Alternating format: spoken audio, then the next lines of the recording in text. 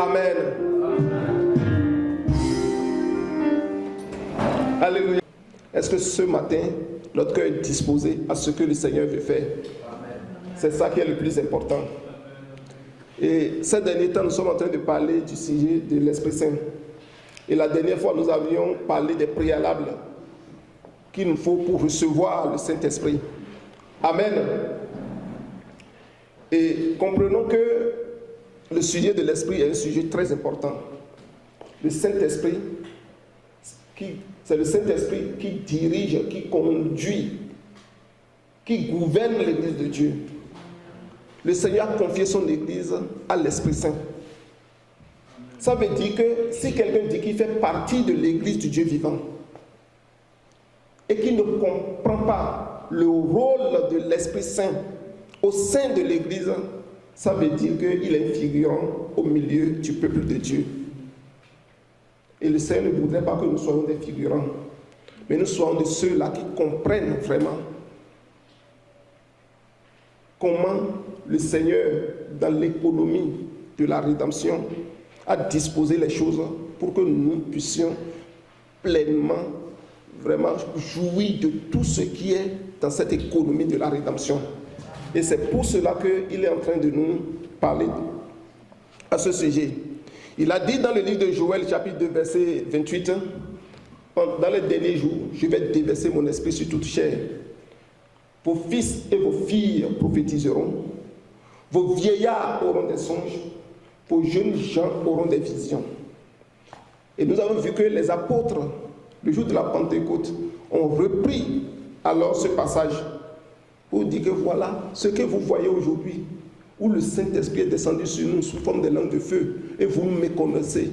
Nous qui sommes des gens sans instruction, nous pouvons nous tenir devant vous pour vous parler de telle sorte que vous soyez convaincus de notre message.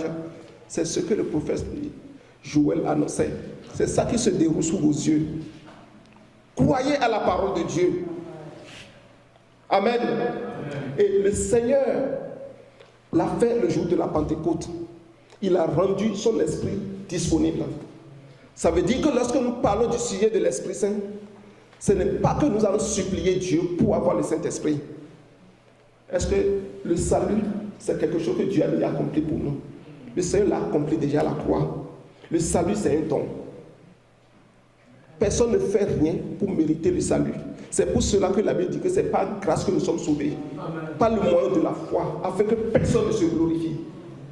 Donc, c'est un don pour nous.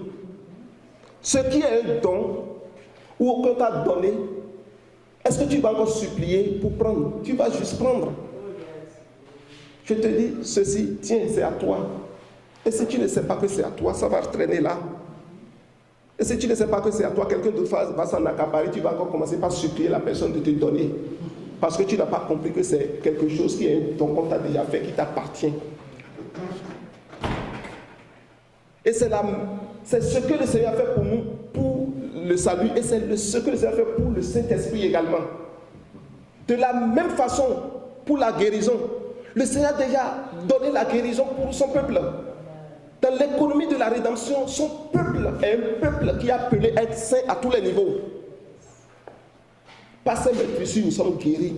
Amen. Donc, on ne devrait plus supplier Dieu pour la guérison. Mais on rentre pleinement dans ce que Dieu a déjà accompli pour nous. Nous rentrons dans la guérison par la foi. Donc quand je prie pour la guérison, ce n'est pas Seigneur, si tu veux que je sois guéri. Seigneur, je t'en prie, permets que je sois guéri. Non. Seigneur, tu l'as accompli pour moi. C'est mon pain quotidien. C'est quelque chose que tu as déjà donné. Je prends, je jouis de ma santé. Ma pleine santé en toi. Et c'est la même chose pour le Saint-Esprit. C'est quelque chose que le Seigneur a déjà accompli pour nous à la croix. Beaucoup de chrétiens pensent que le Saint-Esprit s'est réservé pour une catégorie de personnes. Mais non, nous avions compris le dimanche passé que lorsque nous sommes sauvés, nous sommes devenus candidats pour être remplis complètement de l'Esprit. Amen. Amen, c'est le préalable. Et qu'au moment de notre conversion, le Seigneur envoie son esprit pour venir régénérer notre esprit. Ce n'est pas une transformation de notre esprit que le Seigneur fait. Quand on parle de régénération ici, c'est que l'esprit est recréé. On est devenu une nouvelle création. C'est une nouvelle semence qui nous donne désormais une naissance. La parole incorruptible de Dieu en qui tu as placé la foi. C'est ça qui vient faire le travail en toi.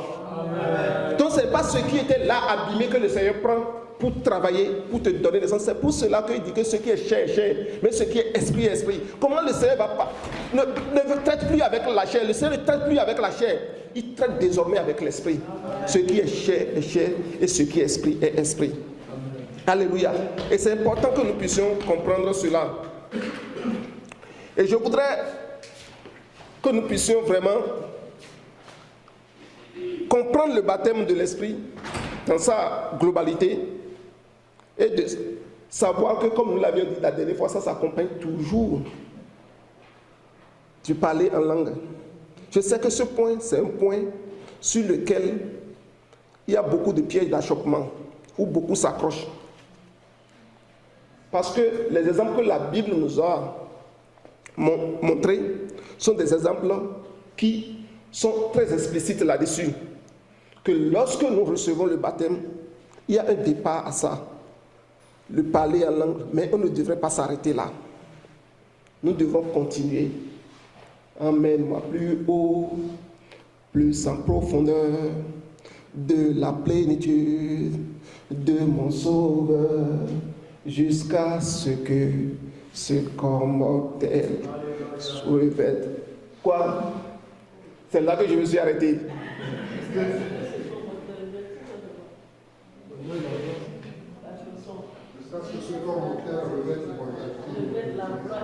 Revêt la gloire et l'immortalité. Merci beaucoup, ma soeur. Alléluia. Amen. Donc on ne s'arrête pas là, on va en profondeur. Amen. Jusqu'à ce que, tel qu'il est, tel nous soyons. Amen. Et c'est pour cela que nous nous tenons en vertu de l'autorité qui nous a donné à la croix, nous parlons. Nous ne pouvons pas parler de nous-mêmes. Amen. Nous voudrons vraiment nous tenir en vertu de la grâce qu'il nous donne pour parler de sa part. Alléluia. Que le Seigneur nous aide. Ce matin, le point que je voudrais que nous puissions regarder, c'est les dons du Saint-Esprit, de l'édification personnelle à l'utilité commune. Alléluia. Parce que le dimanche passé, nous avons dit que lorsque nous sommes baptisés du Saint-Esprit et que nous parlons en langue, nous nous édifions nous-mêmes. C'est des mystères que nous déclarons à Dieu. Des choses qui sont cachées dans le trésor de Dieu, que nous déclarons, et cela amène Dieu à se manifester en notre faveur dans toute sa justice. Alléluia. Et aujourd'hui, nous voudrons comprendre, faire le lien entre l'édification personnelle que nous avons et l'utilité que le Seigneur voudrait que nous puissions être des instruments utiles qu'il va prendre pour servir son Église, pour être un des instruments utiles pour bénir son Église. C'est pour cela qu'il envoie le Saint-Esprit et non pas pour être limité au parler en langue que tu fais dans ta prière. Que le Seigneur nous aide, que nous puissions vraiment, par la mesure de la grâce qu'il va nous donner, de bien amener cela pour que nous-mêmes qui partageons, nous puissions encore mieux comprendre ce que le Seigneur veut pour nous et que également ceux qui écoutent aussi puissent mieux comprendre. Que le Seigneur nous bénisse. Je voudrais que nous considérions le passage de 1 Corinthiens chapitre 12 que notre frère Alain a commencé par brosser déjà ce matin. Les 11 premiers versets pour commencer à développer notre méditation du jour. 1 Corinthiens 12 à partir du verset 1. Pour ce qui concerne les dons spirituels, je ne veux pas, frère, que vous soyez dans l'ignorance. Vous savez que lorsque vous étiez païens, vous vous laissiez entraîner vers les idoles muettes, selon que vous étiez conduits. C'est pourquoi je vous déclare que nul, s'il parle par l'Esprit de Dieu, ne dit « Jésus est anathème » et que nul ne peut dire « Jésus est le Seigneur » si ce n'est pas le Saint-Esprit. Il y a diversité de dons, mais le même Esprit. Diversité de ministères, mais le même Seigneur.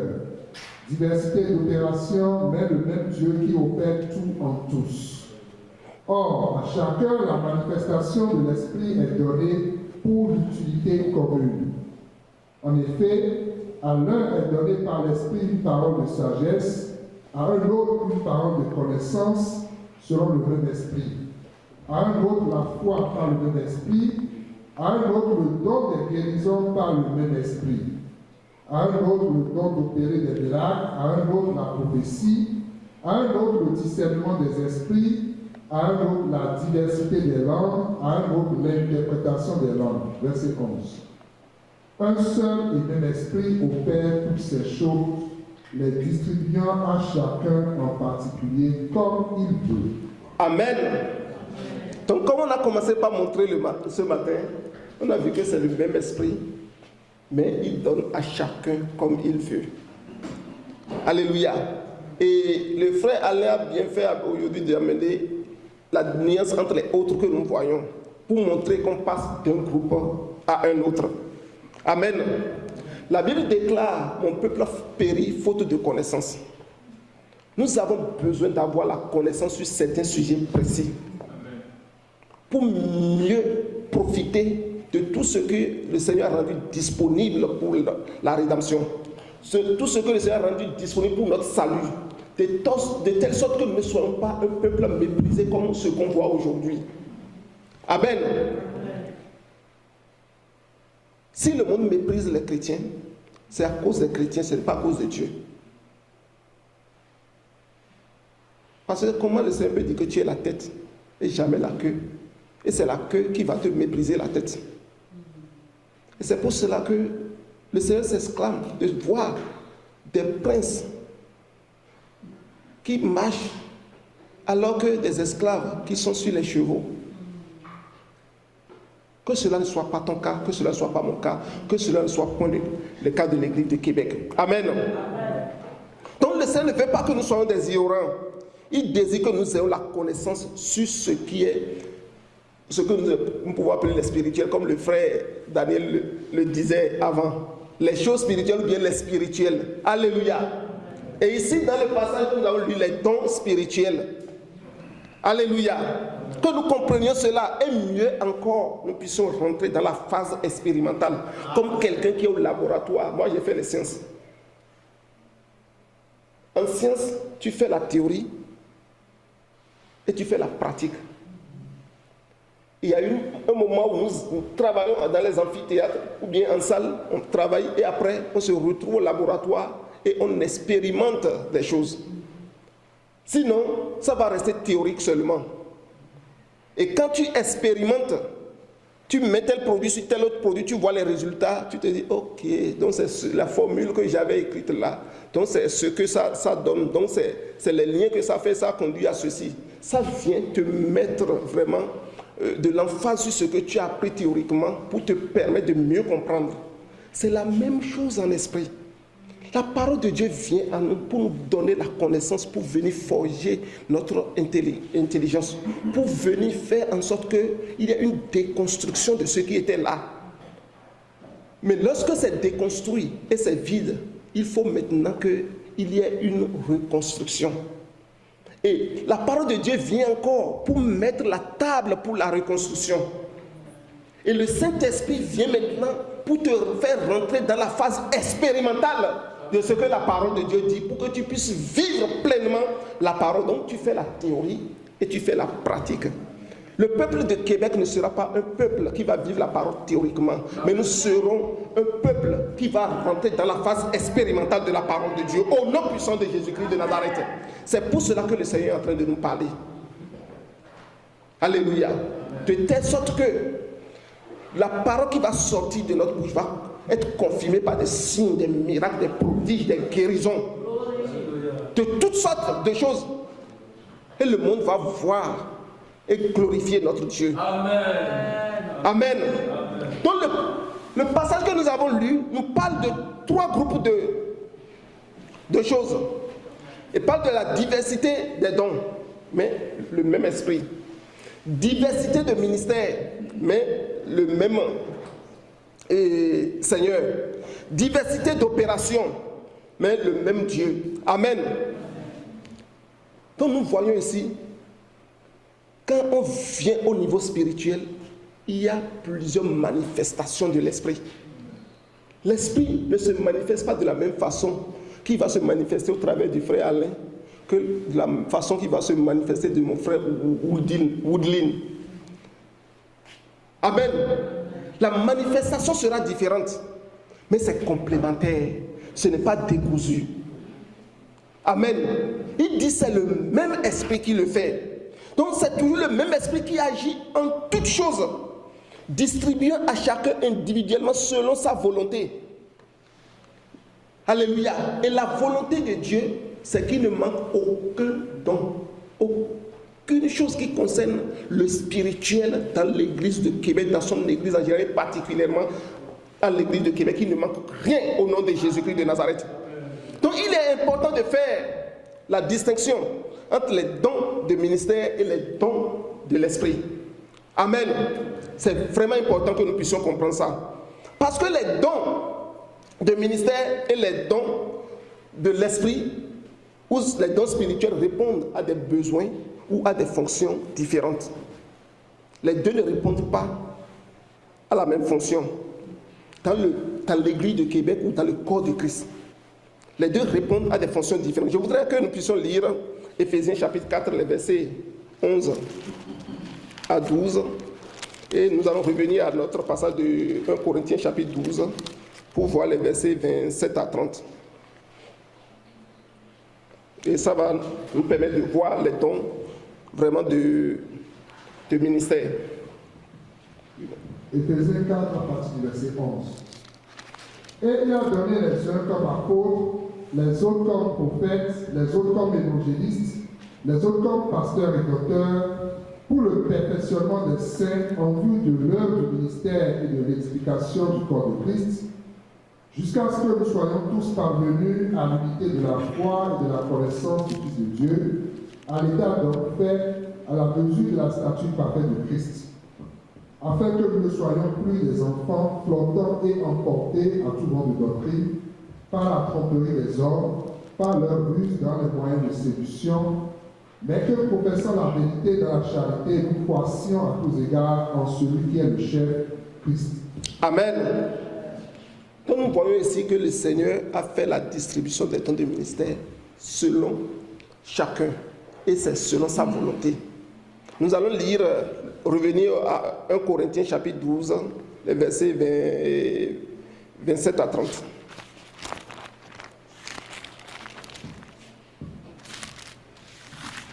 Corinthiens 12, versets 27 à 30. Vous êtes le corps de Christ et vous êtes ses membres, chacun pour sa part. Et Dieu a établi dans l'Église premièrement des apôtres, secondement des prophètes, troisièmement des docteurs, ensuite ceux qui ont le don des miracles, puis ceux qui ont les dons de guérir, de secourir, de gouverner, de parler diverses langues. Amen. Nous voyons à travers ces deux passages qu'il y a les dons de ministère, et le passage de 1 Corinthiens vient nous montrer qu'il y a d'autres dons qui s'ajoutent aux dons de ministère, dons de miracles, dons de guérir. Amen.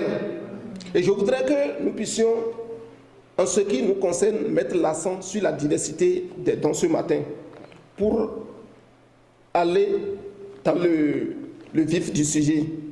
Lorsque nous regardons dans l'Ancien Testament, par exemple, quand nous prenons les prophètes de Dieu, nous voyons qu'ils sont loin du Saint-Esprit. Alléluia. Mais le Saint-Esprit ne demeurait pas sur eux tout le temps, comme aujourd'hui dans le Nouveau Testament. Dans l'économie du Nouveau Testament, le Seigneur a rendu le Saint-Esprit disponible. Il a dit qu'il sera toujours et continuellement avec vous, tous les jours de votre vie. Alléluia.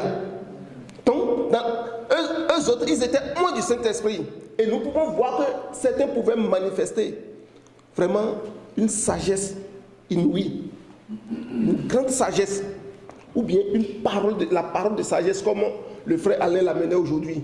Quelqu'un d'autre, c'est la parole de la connaissance qui sera manifestée. Quelqu'un d'autre, c'est le discernement des esprits.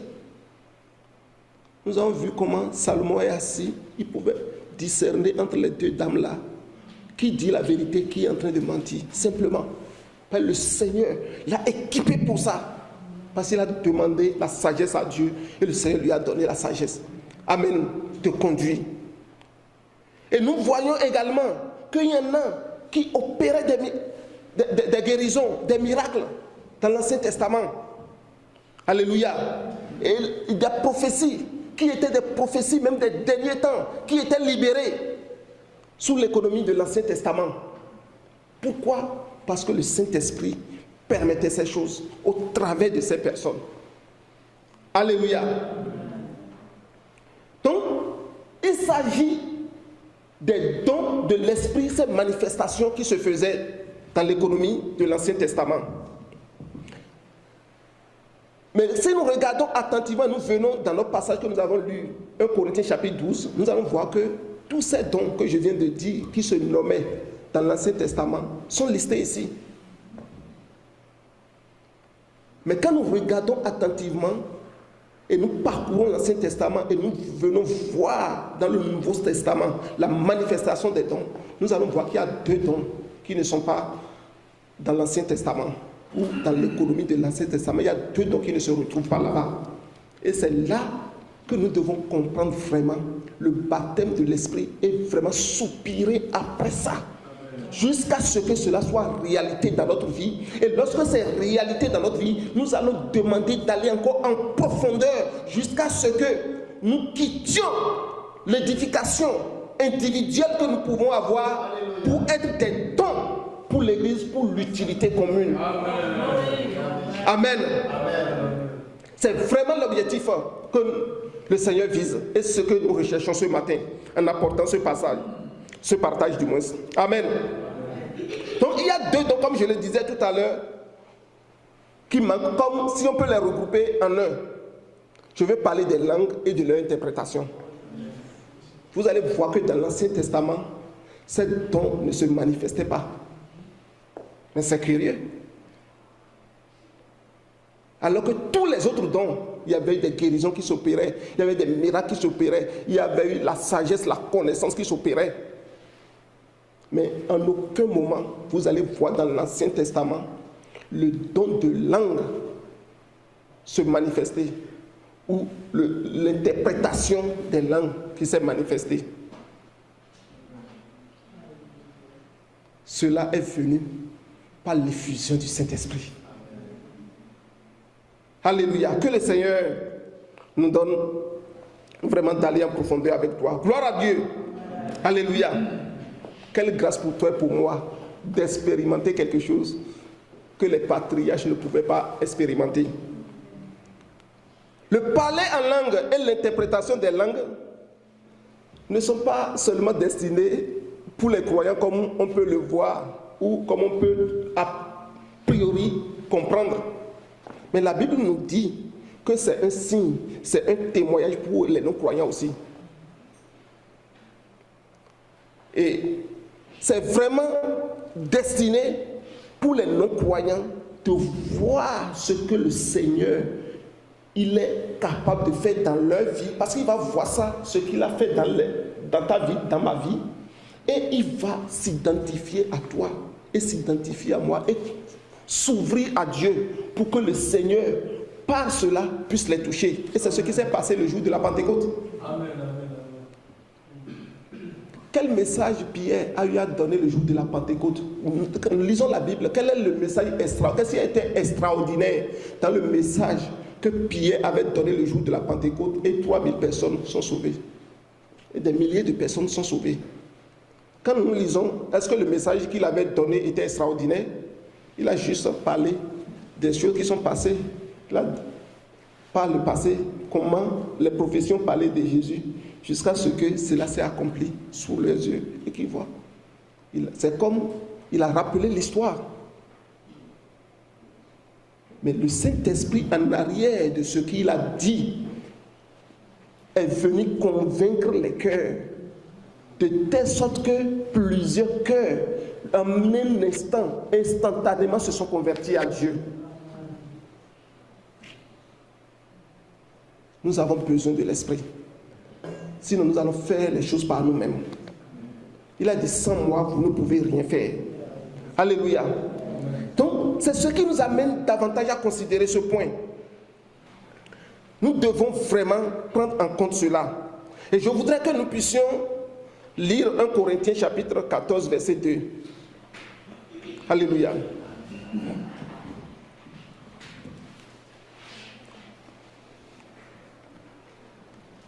Corinthiens 14, verset 2.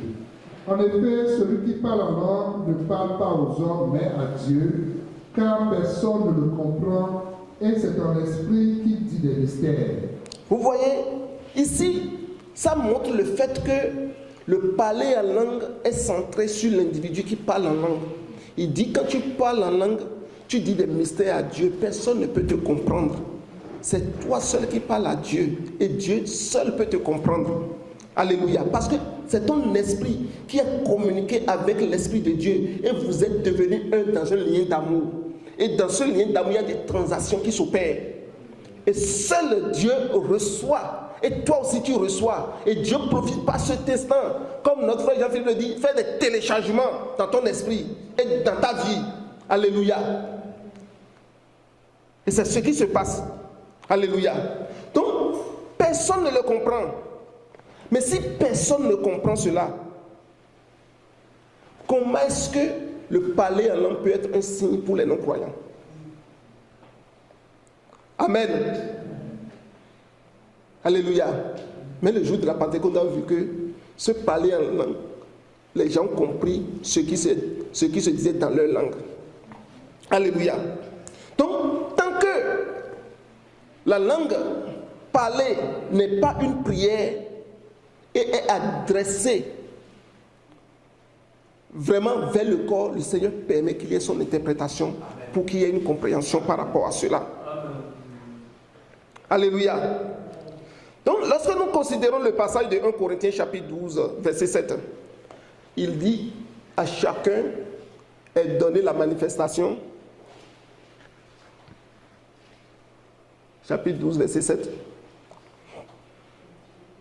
Or, à chacun, la manifestation de l'esprit est donnée pour l'utilité commune.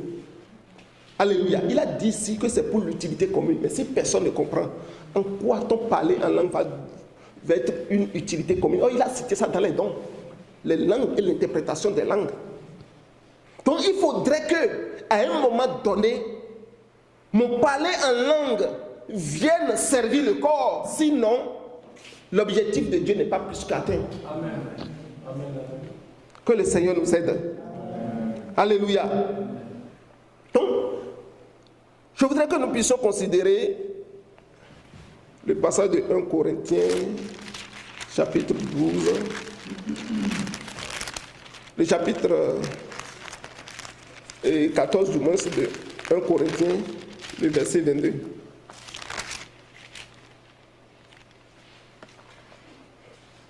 Pour venir étayer le point que je suis en train de développer tout à l'heure. Oui. 1 Corinthiens 14, verset 22. Par conséquent, les langues sont un signe, non pour les croyants, mais pour les non-croyants. La prophétie, au contraire, est un signe, non pour les non-croyants, mais pour les croyants. Ici, clairement, la Bible est en train de mentionner, ou l'apôtre Paul est en train de mentionner aux chrétiens de Corinthe, que le parler en langue vraiment est un signe pour les non-croyants. Et c'est ce qui s'est passé le jour de la Pentecôte, comme je le disais. Amen. Amen. Parce que ce parler en langue a servi aux croyants, aux non-croyants, de voir la gloire de Dieu et de glorifier Dieu. Et ils pouvaient être capables de s'ouvrir à l'évangile de Dieu. Et l'apôtre dit ici que les langues sont un signe, non pour les croyants, mais pour les non-croyants. C'est important que nous comprenions cela. Donc, si c'est un signe pour les non-croyants, les langues que nous parlons devraient être utilisées pour le corps. Alléluia. Devraient servir à l'utilité commune, de telle sorte que des gens qui ont soif de la parole puissent voir la gloire de Dieu et se tourner vers le Seigneur. Alléluia.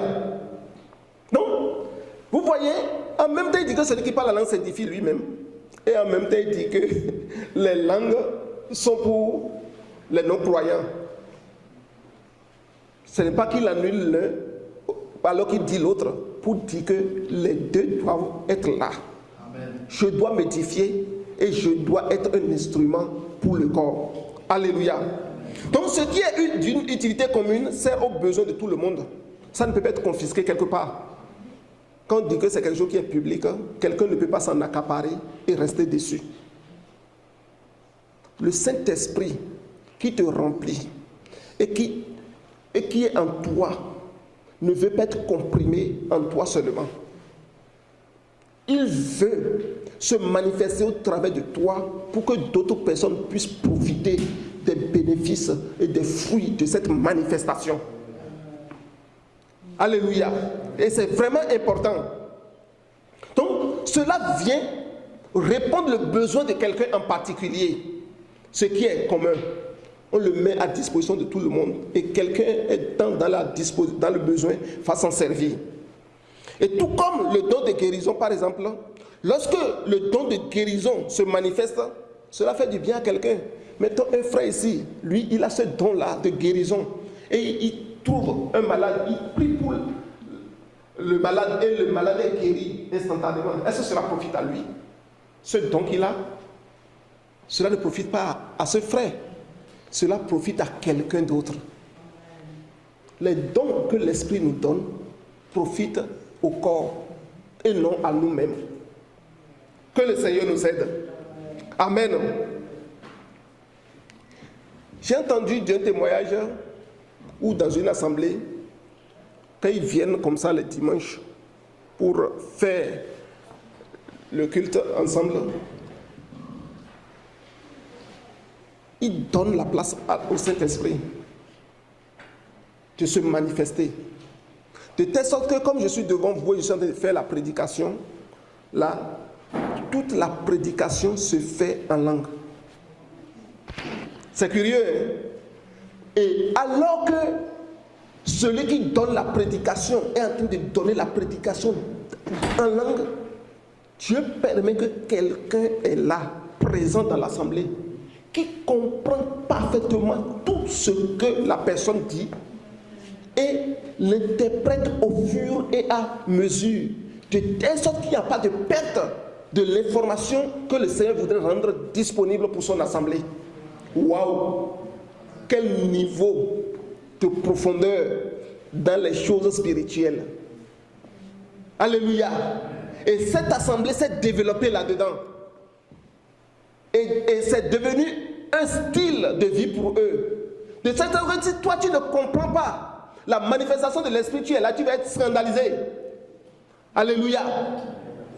Que le Seigneur nous aide. Nous avons besoin il y a beaucoup de choses que nous devons comprendre, que nous avons besoin de comprendre. Mais le Seigneur de truchement en truchement va nous conduire. Il va nous amener en profondeur jusqu'à ce que tout ce qui était là comme barrière sera défait. Amen. Au nom de Jésus-Christ de Nazareth. Alléluia. Donc c'est vraiment cela. Donc vous voyez, le parler en langue ici, comme dans l'exemple que je viens de donner, sert toute l'assemblée. Et le Seigneur permet que l'interprétation soit là pour que l'information qu'il veut communiquer à son peuple soit véhiculée. Que le nom de l'Éternel soit béni. Alléluia. Alléluia. Donc, mais cela n'est pas le cas de lorsque le Saint-Esprit vient sur moi et je suis baptisé du Saint-Esprit, je commence à parler en langue là. Ce n'est pas le même parler en langue. Parce que ce parler en langue, nous avions compris que c'est pour mon édification à moi, c'est dirigé vers l'individu. Mais le parler en langue qui est un don, tu parler en langue, des langues dont la parole, la Bible dit, ça c'est quelque chose qui est dirigé vers le corps. Il faut faire la nuance entre les deux. Donc je suis chrétien, je suis converti, je suis né de nouveau, candidat au baptême du Saint-Esprit, je soupire après cela. Et le Seigneur me baptise parce qu'il a dit demandez, vous recevez. Je demande, je reçois. Et la manifestation qui est là, le parler en langue se manifeste pour moi. Mais ce n'est pas une fin en soi, c'est pour mon édification. Je parle à Dieu, je déclare des mystères dans ma prière et Dieu, il m'écoute, il agit conformément à sa justice. Mais je dois aspirer au don vraiment du parler en langue. Et c'est de ça que nous sommes en train de parler. Alléluia. Ce don-là qui va servir le corps. Parce que le Seigneur, lorsque le parler en langue est là, il n'y a pas d'interprétation, ça devient inutile.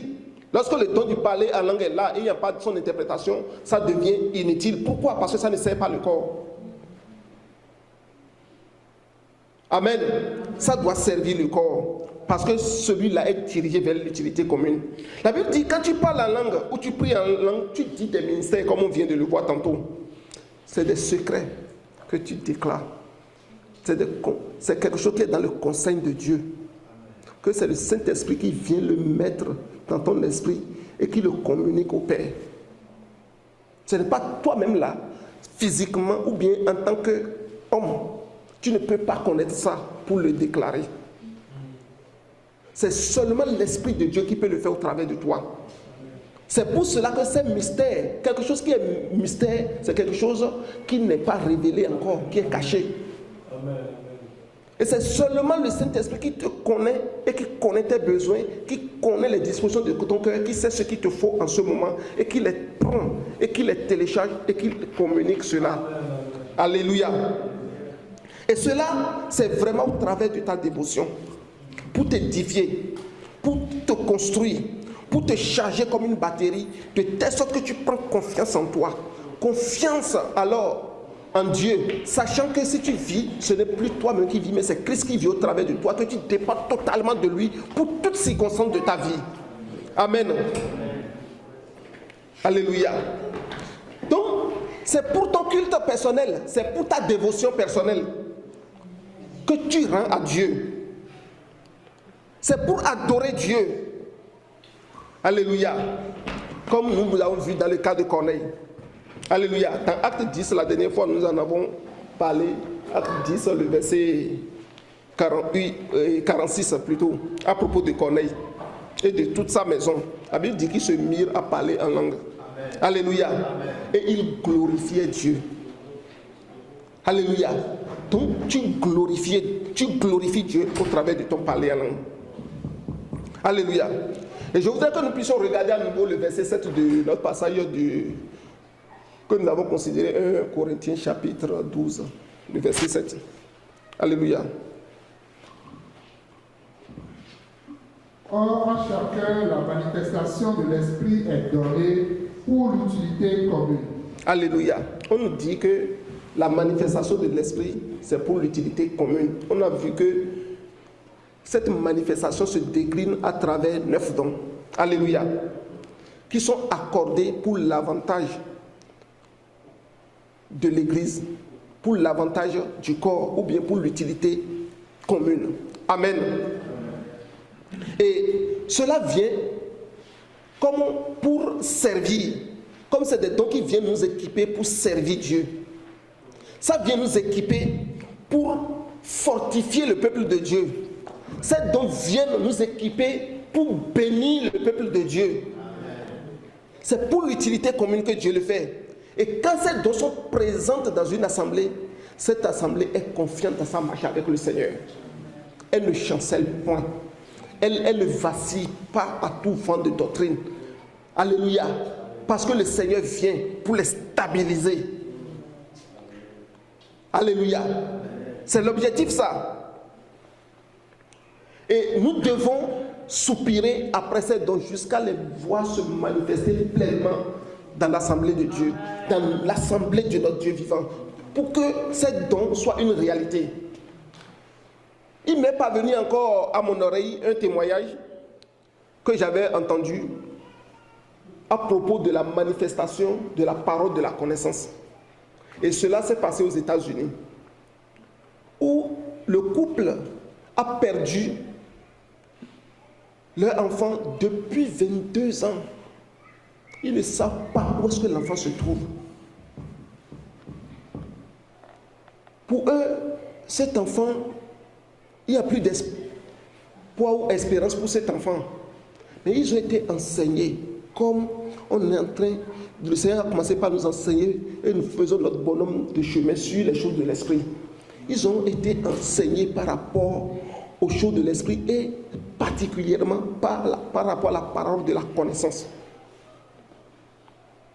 Et la parole de la connaissance nous permet de comprendre les choses passées et de les ramener. Amen. Amen. Et lorsqu'ils ont été enseignés par rapport à ça, parce que cette parole de connaissance vient répondre à un besoin précis, de façon surnaturelle.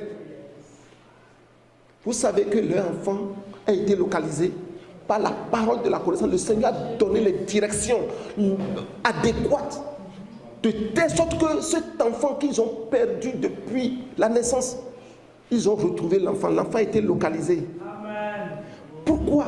Parce que l'Esprit de Dieu permet de connaître les choses de façon surnaturelle. Amen. Alléluia. Des faits et des événements qui sont passés et que je ne peux jamais penser à un moment donné que je pourrais avoir une issue là-dedans. La parole de connaissance vient mettre cela en lumière et vient me répondre à ce besoin. Amen. Et ils ont pu retrouver cet enfant après 22 ans grâce à la parole de la connaissance. Amen. Nous avons besoin des dons de l'Esprit. Alléluia. Regardons un exemple dans la Bible, celui d'Ananias, dans l'épisode de Saul de Tarse. Actes chapitre 9, verset 10 à 12. Nous avons vu également que cela s'est manifesté. Alléluia. Par une vision qu'il a eue. Alléluia. Or, il y avait à Damas un disciple nommé Ananias. Le Seigneur lui dit dans une vision, Ananias, il répondit, me voici Seigneur. Et le Seigneur lui dit, lève-toi, va dans la rue qu'on appelle la droite et cherche dans la maison de Judas un nommé Saul de Tarse. Vous voyez, Saul était dans la maison. Est-ce qu'Ananias le savait? Non. Mais dans la vision, le Seigneur lui a donné une parole de connaissance. Parce que c'est quelque chose qui s'est passé. Saul était là tranquillement. Mais le Seigneur a dit, va, lève-toi, va ici, tu vas voir telle chose. C'est la manifestation de la parole de la connaissance. Mais ceci s'est passé au travers d'une vision. Alléluia. Et il est parti et il a vu effectivement. Alléluia. Alléluia. C'est important. Donc, dans l'exemple dans le témoignage que j'ai eu des États-Unis, que j'ai dit que l'enfant est perdu depuis 22 ans, donc la parole de connaissance, dans ce cas précis, a permis de localiser cet enfant qui est perdu depuis 22 ans. Alléluia. Et il est revenu à la maison. Pourquoi ses parents ont retrouvé l'enfant? Parce qu'ils ont été enseignés par rapport à la parole de la connaissance. Et l'enseignant leur a expliqué vraiment que la parole de la connaissance, le moyen pour Dieu de révéler des choses surnaturellement passées et les ramène en surface pour te permettre de savoir exactement telle chose comment ça s'est passé, telle autre chose comment ça s'est passé. Est-ce qu'il y a des choses qui sont dans ta vie, qui se sont passées, tu ne comprends pas, tu ne connais pas et tu cherches à comprendre? Oh, Dieu te donne la parole de la connaissance. Parce qu'il a dit, au jour de la détresse, invoquez-moi, je te répondrai. Je vais te révéler des choses cachées, des choses que tu ne connais pas. Il y a beaucoup de choses qui sont tapées dans nos vies, que le Seigneur voudrait que nous les connaissions. Mais nous ne les connaissons pas parce que nous n'avons pas la parole de la connaissance. Que le Seigneur donne la manifestation du don, la parole de la connaissance au milieu de son peuple. De telle sorte que nos vies passées, les choses qui sont enfouies et qui sont des blocages qui sont là, des chagrins dans les cœurs, que le Seigneur les ramène et donne des issues là-dedans au nom de Jésus-Christ de Nazareth. Alléluia. Oh, nous bénissons le Seigneur parce que le Seigneur est fidèle. Il le fait pour son Église. Et lorsque les dons se manifestent dans l'Église, l'Église est puissante. L'Église de Dieu est puissante quand les dons se manifestent. Imaginons ce couple à qui on a juste enseigné la parole. L'enfant qui est perdu depuis 22 ans, ce couple a retrouvé cet enfant. Et l'enfant. Imaginons dans cette église la joie qui serait pour la famille déjà et pour les frères et sœurs. Comme l'ami de l'époux qui partage sa joie lors des noces. Nous avons besoin de ces dons pour que l'Église soit puissante. Alléluia. Amen. Mais nous devons comprendre qu'il y a une mise à garde à faire en ce qui concerne la manifestation de l'Esprit. Parce que quand l'Esprit commence par se manifester, ce qu'on remarque souvent, les frères et sœurs au travers desquels l'Esprit commence par se manifester, commencent par se glorifier de la manifestation de ce don dans leur vie. Et ça commence par leur monter la tête, comme de la liqueur.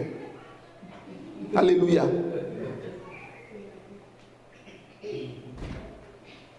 Et ce n'est pas bon. Alléluia. La Bible dit que Dieu résiste aux orgueilleux, mais il fait grâce aux humbles. Dieu nous a fait grâce. C'est pour cela que nous manifestons ces dons. Ce n'est pas un mérite. Quelqu'un peut dire, c'est parce que moi j'ai cherché Dieu, Dieu m'a répondu. C'est parce que toi tu n'as pas cherché Dieu que tu es comme ça. Il faut chercher Dieu. Tu vois, c'est subtil parfois. C'est vraiment parfois très subtil. Tu as cherché Dieu, Dieu t'a répondu. C'est ta force. C'est toi qui as forcé Dieu de te répondre. Est-ce qu'on peut forcer les mains à Dieu? Est-ce que c'est tes efforts que Dieu regarde pour te faire quelque chose? D'autres personnes font plus d'efforts que toi. Mais il y a eu des bloquants qui ont fait qu'ils ne sont pas rentrés dedans. Qu'est-ce que tu en sais? Nous devons vraiment être mis à garde, à faire attention par rapport à ça. Que nul ne se glorifie de manifester un don ou un autre. Car c'est l'Esprit de Dieu qui le fait au travers de cette personne, comme nous sommes en train de le voir. Que c'est des dons que le Seigneur a rendus disponibles, qu'il manifeste au travers des vies selon son esprit. Et nous avons vu que c'est selon sa volonté. Ce n'est pas selon ta volonté qu'il l'a fait, ce n'est pas parce que tu le veux qu'il te l'a donné. Il te l'a donné selon quoi? Sa volonté à lui. Il regarde chacun, il distribue. Alléluia. Donc, le focus devrait être placé sur Dieu et sur Dieu seulement lorsqu'il s'agit des dons spirituels. Nous ne devons pas regarder l'homme qui manifeste ce don. Alléluia. Parce que ça ne dépend pas de lui. Ça dépend de celui qui donne. Alléluia. Donc, la manifestation de ces dons ne va pas, Dieu, ce n'est pas pour mettre en avant quelqu'un que Dieu le donne. C'est pour que lui-même il soit glorifié. C'est pour que son nom soit glorifié au travers de ta vie qu'il te donne ce don. Et la manière dont le Seigneur me permet de comprendre cela, c'est comme si moi je suis un contenant qui doit contenir quelque chose. Mettons comme de l'eau ou de l'huile. Lorsque l'eau ou l'huile n'est pas versée dans le contenant que je suis, quelqu'un ne prend pas de sa main pour verser la matière là-dedans, l'eau ou bien l'huile là. Le contenant que je suis, je vais demeurer vide parce que moi-même je ne peux pas me lever comme en tant que contenant, aller prendre quelque chose et verser à l'intérieur de moi-même. Je ne peux pas. Est-ce qu'un contenant peut faire ça? Peut prendre la chose lui-même et venir verser en lui-même pour être rempli. Le contenant ne peut pas le faire. Quand nous regardons ça de ce point de vue, nous allons voir que si nous nous regardons comme des contenants et que le Seigneur qui vient, qui nous remplit de lui-même, une portion de lui-même chaque fois, nous allons comprendre que nous devons demeurer dans l'humilité et glorifier Dieu au travers de notre vie. Alléluia. Et c'est vraiment cela. Et j'écoutais une oratrice, elle s'appelle Catherine Kuhlman. Elle est quelqu'un qui est vraiment centré sur le Saint-Esprit.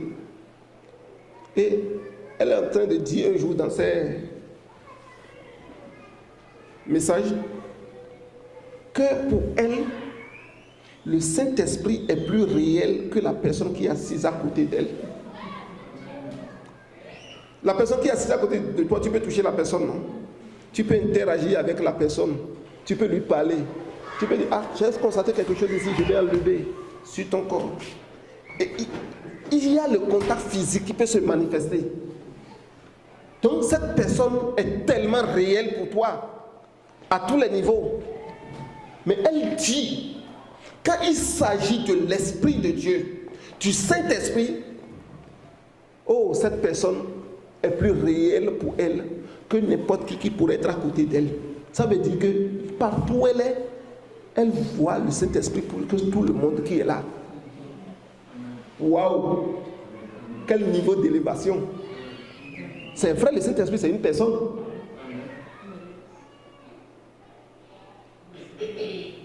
Et si tu, comment, si c'est une personne, elle ne peut pas être réelle dans ta vie. Et beaucoup de chrétiens, nous vivons comme si le Saint-Esprit est quelque chose d'absurde pour nous, est quelque chose d'immatériel qu'on ne peut pas toucher, qu'on ne peut pas sentir, avec qui on ne peut pas interagir. Et c'est ça qui nous limite beaucoup dans notre vie chrétienne. Mais lorsque nous comprenons comme cette âme que le Saint-Esprit est une personne réelle, est plus réelle que même notre épouse, notre époux, nos enfants, mais nos collègues de travail, des personnes avec qui nous interagissons, ça veut dire que chaque fois que nous faisons, nous savons que le Saint-Esprit est là. Ton mari peut ne pas être à tes côtés tout le temps. Tes enfants peuvent ne pas être là tout le temps.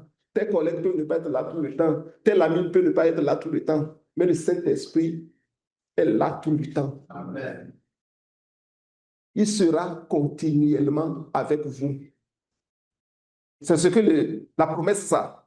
Si la promesse est qu'il sera tout le temps et continuellement, sans interruption avec toi, tu dois rentrer dans la compréhension comme cette dame, que le Saint-Esprit devrait être plus réel pour toi que n'importe qui dans ta vie.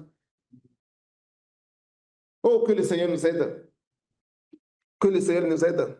Et c'est pour cela que la Bible nous dit, n'attristez pas le Saint-Esprit de Dieu. Pourquoi? Parce qu'il est une personne. Est-ce qu'on peut attrister du matériel? On peut rendre triste un matériel? Non.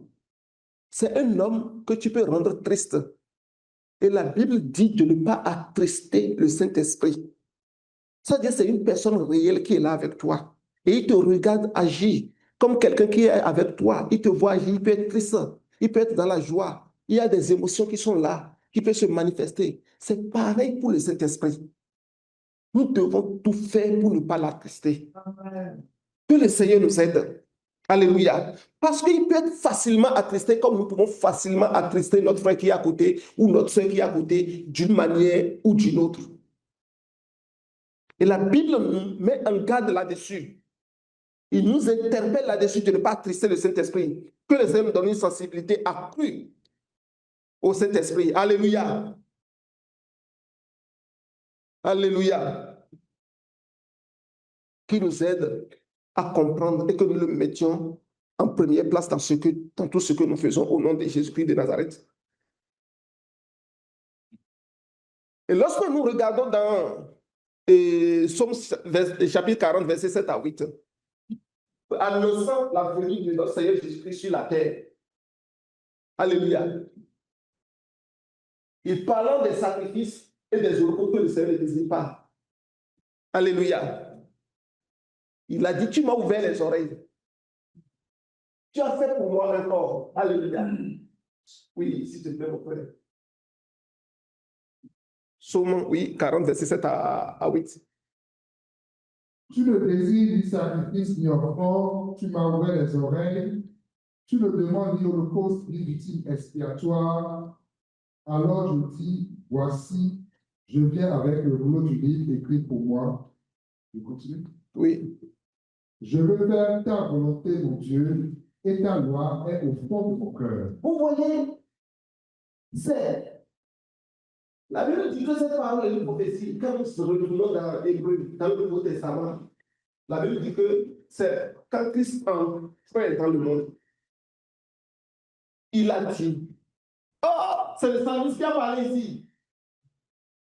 Et l'auteur aux Hébreux reprend le même passage, dit que quand Christ rentrait dans le monde, il a dit, nous allons le regarder dans Hébreu chapitre 10. Hébreu chapitre, je me sens que c'est dans Hébreu chapitre 10, verset.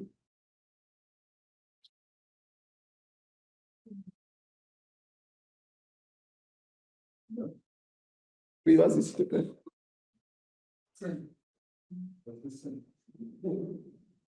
Oui, verset 5, à partir du verset 5, s'il te plaît. C'est pourquoi Christ, entrant dans le monde, dit, tu n'as voulu ni sacrifice ni offrande, mais tu m'as formé un corps. Tu n'as agréé ni holocauste ni sacrifice pour le péché.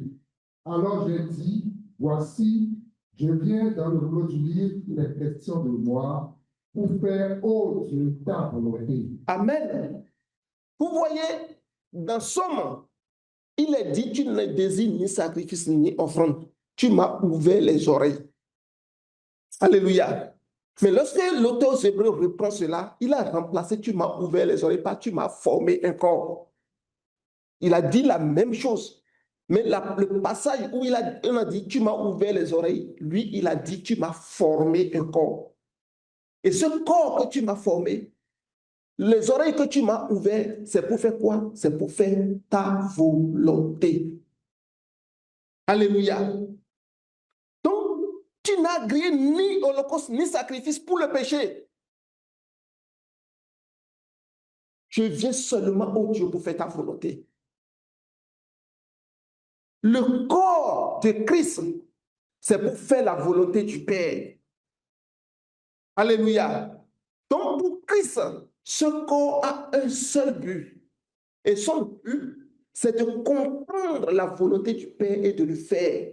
Et comment je peux le faire si l'Esprit qui doit me guider dans toute la vérité, je ne laisse pas la place à cet esprit? Comment je peux connaître ce que le Père veut et le faire? Que le Seigneur nous aide. Alléluia. Donc le but de Jésus-Christ, c'est pour révéler le Père et que nous puissions avoir la pleine compréhension, la pleine connaissance du Père à tous les niveaux. Alléluia. C'est pour cela qu'il s'est offusqué. Quand les disciples nous disent, montre-nous le Père, cela nous suffit. Montre-nous le Père et cela nous suffit. Tu dis, tu t'en vas au Père. Nous voulons le voir, le Père. Et quand nous allons voir le Père là, on sait où est-ce que tu es parti là. Nous aussi, on sait déjà désormais. On peut partir là-bas. Cela nous suffit. Il était choqué. Il était surpris. Comment se fait-il que ça fait des années que je suis avec vous? Et tu me dis, montre-nous le Père. Ça fait des années que nous sommes convertis. Nous avons accepté le Père. Nous avons accepté le Fils.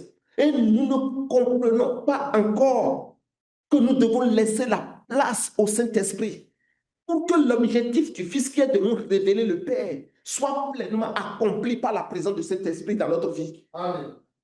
Ça fait des années. Alléluia. Et c'est le Saint-Esprit qui peut le faire. Alléluia. Amen. Donc Jésus, quand nous comprenons, il était seulement un contenant, comme je le disais tout à l'heure. Il était pendant les jours de sa chair un contenant et il était rempli totalement du Père. De telle sorte que celui qui le voit a vu le Père. Alléluia. Et c'est ce qu'il a dit à ses disciples. Que celui qui le voit a vu le Père. Lorsque nous laissons le Saint-Esprit se manifester au milieu de nous,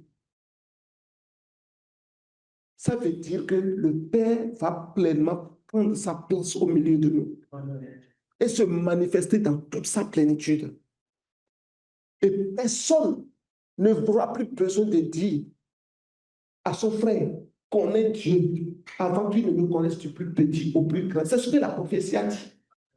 Dans les derniers jours, dans Joël chapitre 2, je répandrai mon esprit sur toute chair. Vos fils et vos filles prophétiseront. Vos vieillards auront des songes. Vos jeunes gens des visions. Et telle personne n'aura plus besoin de dire à tel autre, connais Dieu, avant que tous ne me connaîtront du plus petit au plus grand.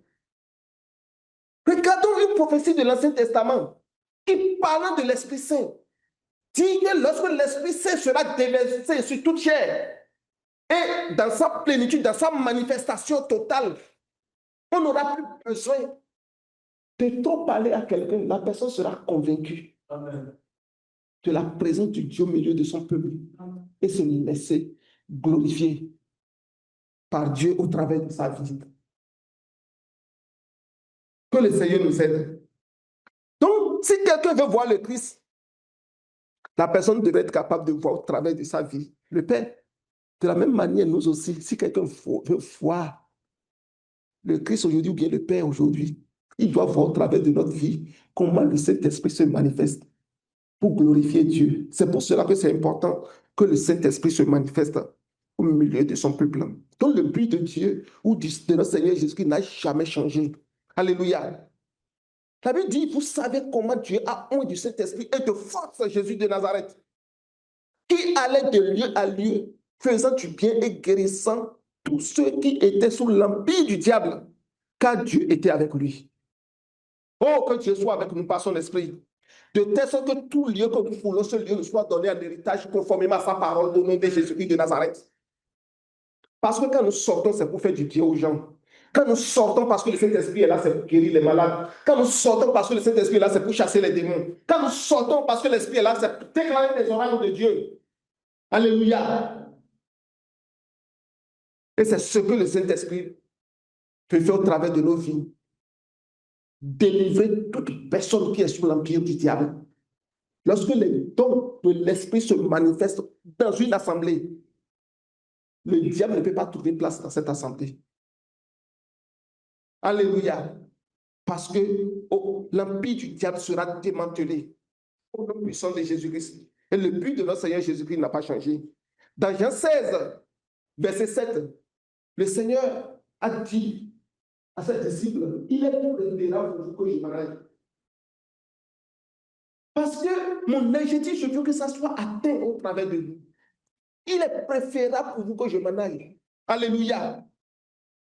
Car si je m'en vais, le consolateur ne viendra pas vers vous. Mais si je m'en vais, je vous l'enverrai. Alléluia. Mais si je m'en vais, je vous l'enverrai.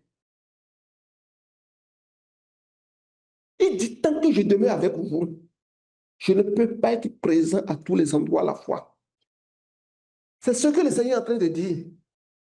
Il faut que je m'en aille pour que l'autre partie de moi, qui peut être présent à tous les endroits à la fois, soit disponible. Pour que, partout où vous, en tant que mes représentants, vous allez être, il faut que je sois là. Parce que pendant qu'il parlait de cela, la chair le limitait. Le passage que lui disait qu'il parcourait les rues, les villages, il faisait du bien, il guérissait les malades. Et c'est plusieurs vieux et villages qui parcouraient à la fois.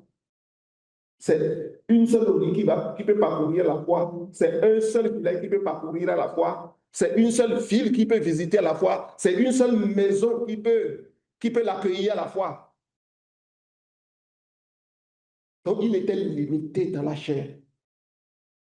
C'est pour cela qu'il dit, il est préférable que je m'en aille, pour que l'esprit soit disponible. Et lorsque tu vas laisser la place à l'esprit habiter en toi, je vais laisser la place à l'esprit habiter en moi. Chacun de nous va laisser la place à l'esprit habiter en nous.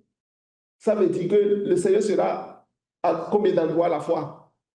À plusieurs endroits à la fois. Partout nous sommes, il est là. Il est présent. Parce que le Saint-Esprit sera avec vous continuellement. C'est pour cela que Catherine Kuhlman a dit, je considère la présence de l'Esprit plus que toute autre présence de personnes à côté de moi. Alléluia. Que le Seigneur nous aide. Il va être plusieurs, parce que nous serons plusieurs à nous laisser à Dieu. Alléluia. Nous serons plusieurs à nous laisser à Dieu. Nous sommes plusieurs à nous laisser à Dieu. Alléluia. Christ va se manifester au milieu de son peuple. Christ va se manifester au milieu de son vie. Qu'il y ait une dépendance totale à l'Esprit, au nom puissant de Jésus-Christ. Que tous ceux qui sont conduits par l'Esprit sont fils de Dieu, la Bible déclare. Que dans l'Église de Québec, et toute personne qui nous écoute, qui soit conduit par l'Esprit de Dieu. Que chacun de nous puissions nous laisser conduire par l'Esprit de Dieu. Et que les dons de l'Esprit se manifestent au milieu de l'Assemblée de Québec, au milieu de son peuple, au nom puissant de Jésus-Christ. Oh, ce que Dieu veut pour nous, c'est que nous puissions cultiver cette dépendance à l'Esprit.